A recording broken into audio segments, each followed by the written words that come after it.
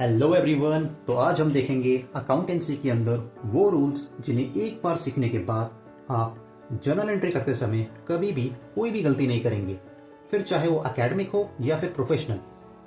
Accounting के अंदर हम सभी आइटम्स को बस 5 टर्म्स के अंदर क्लासिफाई कर सकते हैं, that is capital, assets, liability, income and expenses.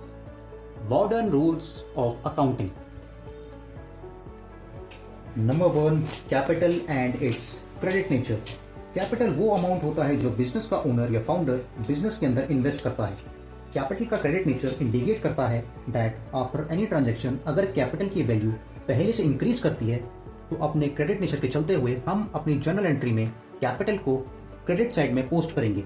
ठीक इसके अपोजिट, अगर किसी भी ट्रांजैक्शन के बाद कैपिटल की वैल्यू पहले से डिक्रीज करती है तो हम कैपिटल को डेबिट साइड में पोस्ट करेंगे। Number 2, assets and it's debit nature. Assets कोई भी रिसोर्स या प्रॉपर्टी जो बिजनेस को प्रोडक्शन कैपेसिटी या फिर इन फ्यूचर में रेवेन्यू जनरेट करके देता है। Example, stock, plant and machinery, debtor, land and building या फिर कैश या बैंक बैलेंस।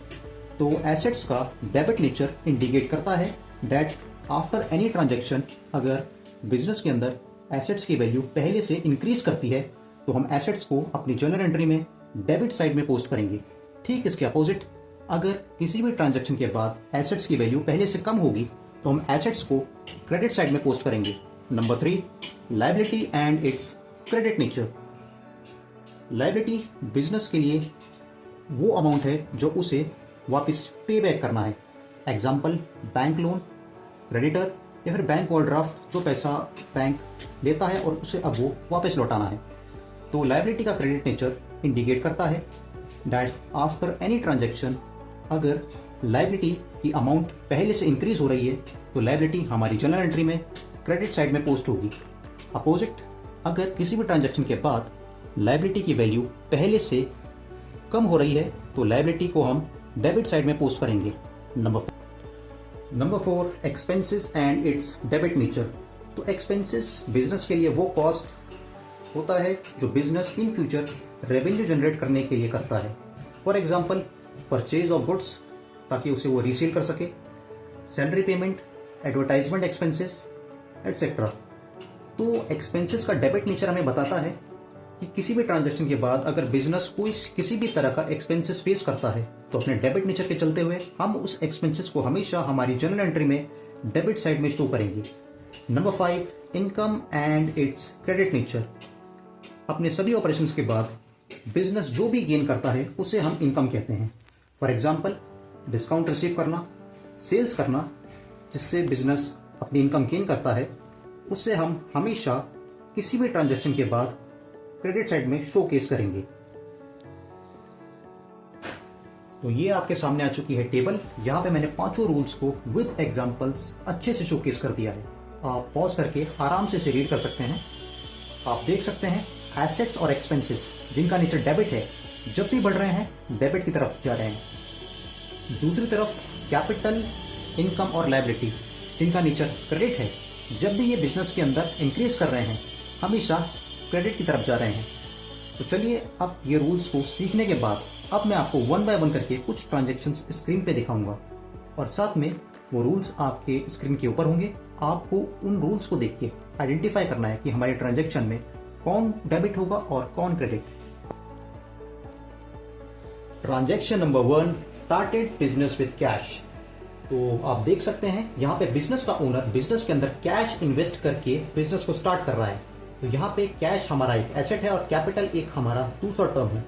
तो आपके स्क्रीन के ऊपर रूल्स हैं, इनको देख के आपको आइडेंटिफाई करना है कौन डेबिट होगा और कौन क्रेडिट। तो आई होप आपने आइडेंटिफाई कर लिया होगा।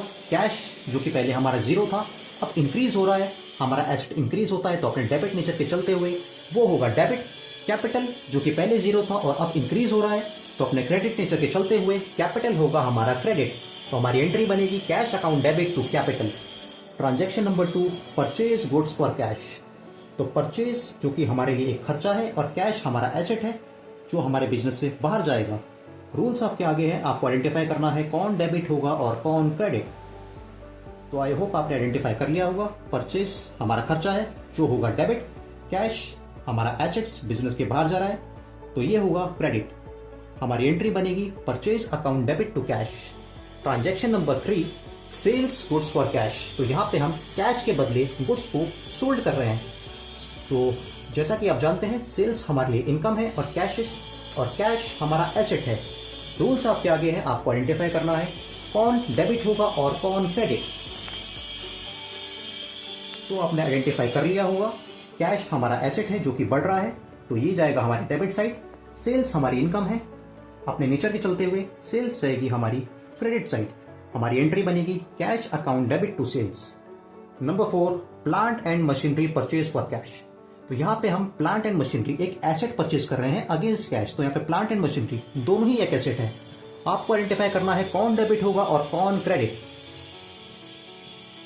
तो यहाँ पे प्लांट एंड मशीनरी एक एसेट है जो कि इंक्रीज हो रहा है हमारे बिजनेस के अंदर आके, तो ये होगा डेबिट। हमने यहाँ पे कैश में पेमेंट की है जो कि हमारे बिजनेस से बाहर गया है, चूंकि ये कम हो रहा है तो ये होगा क्रेडिट। तो हमारी एंट्री बनेगी plant and machinery account debit to cash. Number 5, salary paid to employees.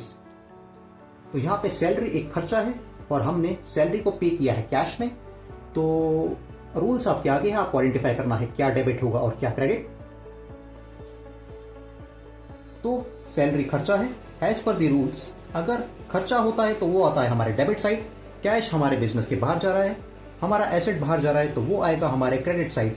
तो हमारी एंट्री बनेगी salary account debit to cash. Transaction number 6, purchase goods from Mohan. तो यहाँ पे हम गुड्स परचेज कर रहे हैं, खर्चा हो रहा है, लेकिन यहाँ पे हमने कैश की पेमेंट नहीं की है। यहाँ पे हम मोहन से उधार में गुड्स ले रहे हैं।